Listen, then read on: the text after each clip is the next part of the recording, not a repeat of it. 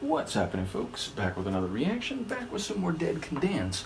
Thank you again to Vera, who has provided not only this album, but more Dead Can Dance and a lot of other music on top of it, so in the coming weeks and months we will not only continue the deep dives I've already started, but go through some more, so big thank you to Vera once again, and we are continuing with Aion, 1990. Again, I'm not sure if I'm pronouncing that correctly. And the next track, similarly, is like Saltarello, or maybe Saltarello. But yes, I do enjoy that in the Discogs master release for this album, it's shown as being modern, classical, medieval, and Renaissance. So that certainly fits with what we heard with the first track and has me very interested going forward as someone who enjoys classical music and also the history of Western music, including during the Middle Ages, leading into the early modern period and so on. So I enjoy an artistic project that is putting a modern spin on or articulating an artistic vision of earlier music styles and in that way spanning the generations, the centuries in terms of the music on offer.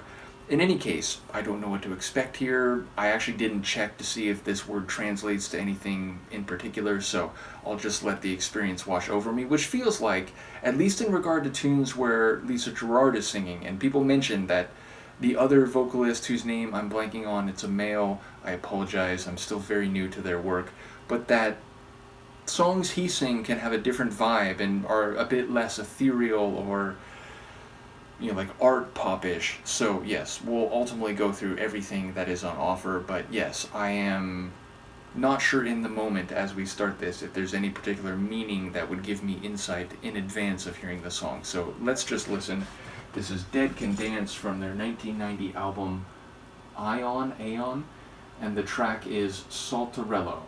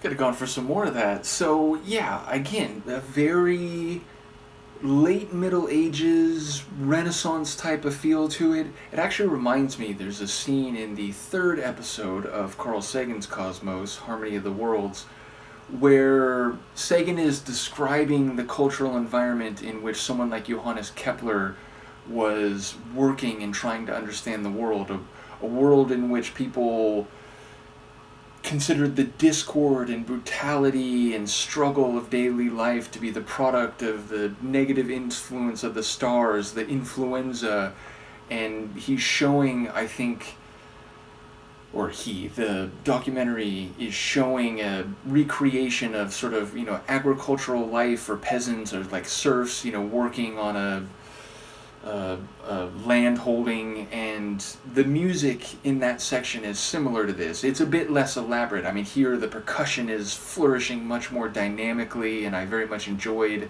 the drums in this tune in particular, but there's that like woodwind, like is it a horn? Is it a woodwind? Whatever instrument that is, it features in the track I'm thinking of from the episode of Cosmos. And I also enjoyed I don't know, like, exactly what type, I mean, it wasn't like a harp, but it kind of had that, like, sort of magical sound to it. There was a particular instrumental transition that would happen where at the very end of it, it had this, like, shimmering type of sound. I especially enjoyed that, and again, whether it was a tambourine or like hi-hats, I'm not sure what it was, but there was like this constant, steady, like higher percussive layer that really added to the texture of the tune. And yeah, again, it like transports me to historical visions and mystical type of perceptions as I hear it. Now, no vocals in this one, so no indication of what the title might mean, or I was thinking maybe we'd hear the title word sung in the track by Gerard, but it wasn't the case. But yes, a lively, sprightly kind of tune, but again with a bit of mystery and a sense of like a lack of ability to distinguish exactly what I'm hearing, which seems maybe that's part of the medieval feeling of the album, certainly of the tune itself. Again, a shorter one. I'm gonna say that was like 3 minutes. In fact, not even that, like 2.5 or so.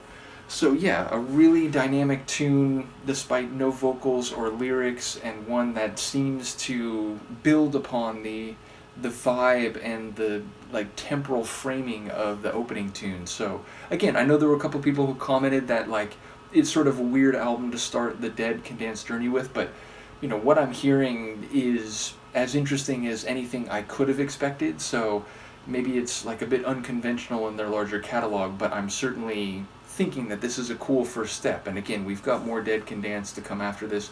Thank you again to Vera and anyone else taking an interest in this. Let me know what you think, and I'll see you for the next one. Peace.